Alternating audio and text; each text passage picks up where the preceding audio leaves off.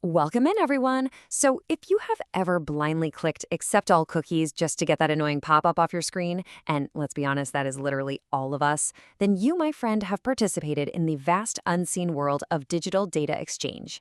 Today, we're demystifying data protection. Think of this as your beginner's tutorial. It's really designed to put the power back in your hands and to show you exactly what companies are legally required to do to keep your personal information safe. Okay, let's dive into this.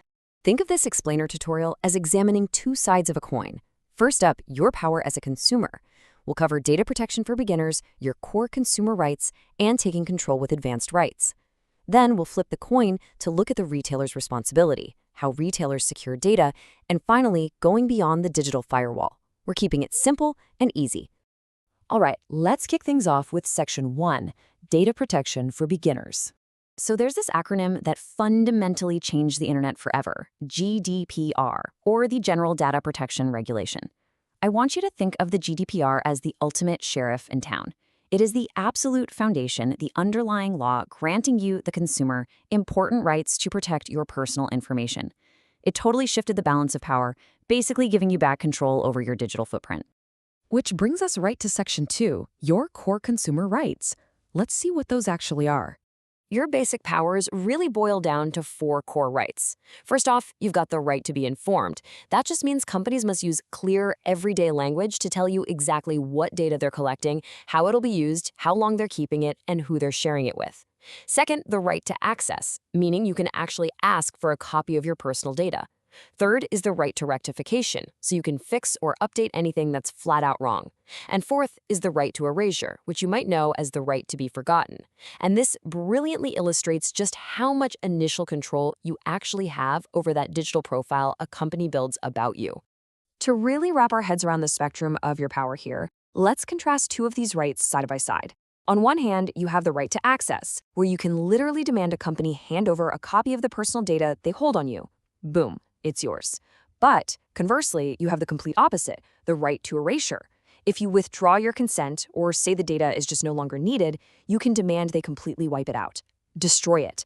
So you can possess it or you can destroy it. Pretty powerful stuff, right? Moving right along to Section 3, taking control, advanced rights. Now, beyond those basics, you've also got advanced rights that give you some really nuanced control. First, the right to restrict processing. This means you can limit exactly how a company uses your personal information. Then there's the right of data portability. And finally, the right to object, which is literally your power to formally say no and object to a company processing your data altogether. Let's actually highlight data portability for a second, because it's honestly fascinating. Data portability lets you request your data to reuse it for your own purposes across different services. So you're not eternally locked into one single platform just because they currently hold all your history. No way. You have the legal right to pack up your digital bags and take your data right over to a competitor. It's a real game changer. Okay, let's flip the coin to Section 4, how retailers secure data. Think of your personal data like a highly secured bank vault that the retailer is legally obligated to protect. Now, what's really interesting about this slide is the shift in responsibility. You, the consumer, have granted them your data, and now they are on the hook to build and maintain this impenetrable digital vault. So let's look at exactly how they construct this gauntlet of protections. The very first layer of defense, encryption. Let's look at the definition. Turning data into unreadable text or code that can only be unlocked with specific passwords or keys. It is essentially a secret decoder ring for customer data. Even if a hacker actually manages to break into that vault, they absolutely cannot read the files without that specific key. It just looks like total gibberish to them. So how does all this fit into a bigger strategy? Well, retailers follow three logical steps for data classification and retention policies. Step 1, they group and classify the data based on exactly how sensitive it is. Step 2, they set clear rules for retention time, deciding exactly how long they really need to keep that data around. And Step 3, delete unneeded data to reduce risk. Let's move to and see how this builds. Actually, wait, it's a very simple philosophy. A hacker cannot steal data that you no longer have. Makes total sense, right? And the digital safeguards certainly don't stop there. Retailers build walls with strong access controls. We're talking strict passwords and role-based permissions, so only authorized employees are getting in. They use masking and anonymization to scramble your sensitive details, keeping you completely anonymous. They prep for the absolute worst with backups and disaster recovery, saving encrypted copies across multiple servers just in case of an emergency. Plus, they use secure transmission, like SSL or TLS protocols. That ensures your data is shielded inside a secure little tunnel whenever it's zooming across the internet. Which brings us to our final section, Section 5, Beyond the Digital Firewall. You see, true data security isn't just about computer networks and firewalls. We have to contrast digital safety against physical and human safety. Retailers actually have to physically guard the buildings and server rooms themselves against theft, unauthorized entry, or even fires and floods. And they absolutely must conduct regular employee training on data privacy.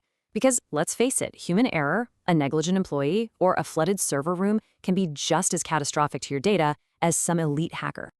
Finally, this entire framework is held together by continuous oversight. Under security measures, retailers must conduct regular audits. The action required here, frequently checking security processes and scouring tracking logs. Furthermore, they have to guarantee vendor security. This means making totally sure that any outside vendors or cloud providers connected to their network are using these exact same strong security measures. Because, as the saying goes, the data chain is truly only as strong as its weakest link. All right, we've covered your rights, and we've explored the massive responsibility retailers have to protect the vault, which brings us to the end of our explainer tutorial and leaves us with this final thought. Your data is protected by law, but are you exercising your rights? So the crucial point is, the legal framework and the tools for your protection are sitting right there, just waiting for you. The sheriff is in town. The question is, will you take control? Thanks so much for joining me today, and keep learning.